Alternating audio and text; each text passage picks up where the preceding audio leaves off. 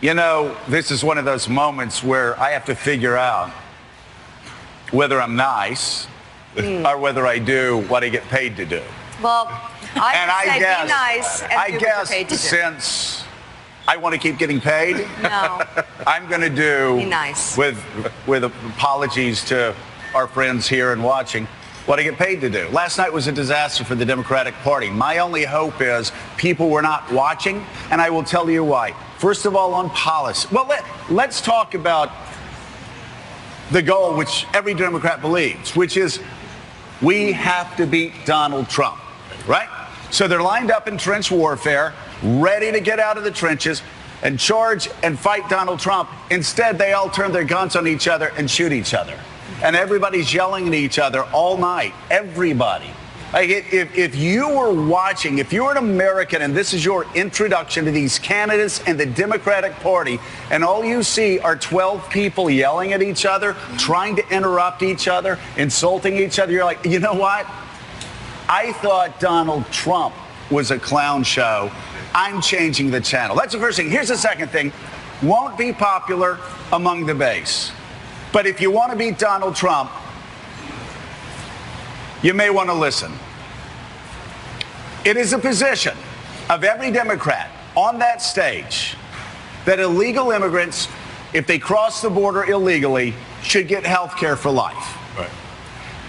It is then the position of every Democrat on that stage that if they cross the border illegally, it's not even illegal anymore. Now, that may make Democrats feel really good about themselves, right?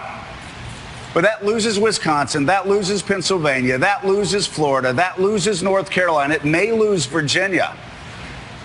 And what these candidates, many of them new to the process, need to understand is that we as a nation were shocked by the picture we saw a few days ago. But there is a vast middle ground between Donald Trump's immigration policies and the free-for-all immigration policies that were pushed last night.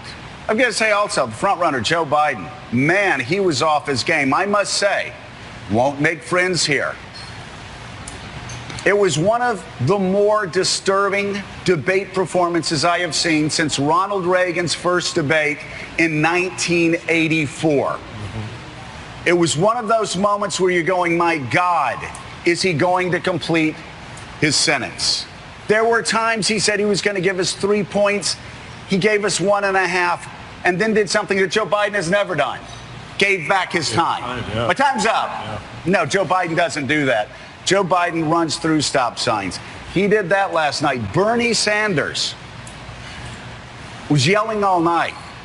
Bernie Sanders didn't prepare for the debate. It showed because he basically gave the same debate performances this year that he gave 4 years ago. It may have worked when it was Bernie Sanders against Hillary Clinton. It did not work last night.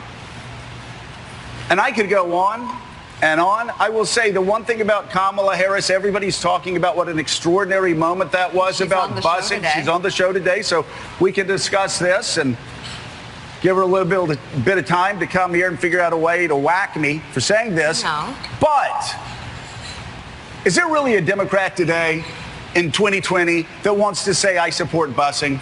Is there really a Democrat today that wants to say, even in 74, I would have supported busing when the overwhelming majority of Americans oppose busing? And by the way, if you're talking about segregation and integration, I guarantee you, schools in Miami today are just as segregated by neighborhood as they were back in the 1970s in parts of San Francisco.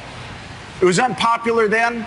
It's unpopular now. So is this the position of the Democratic Party in 2020, that we are going to get 7-year-old children, we're going to drive them an hour, take somebody from San Francisco and make them go across to Oakland for school, a second grader? No, no, please. I want Donald Trump to lose.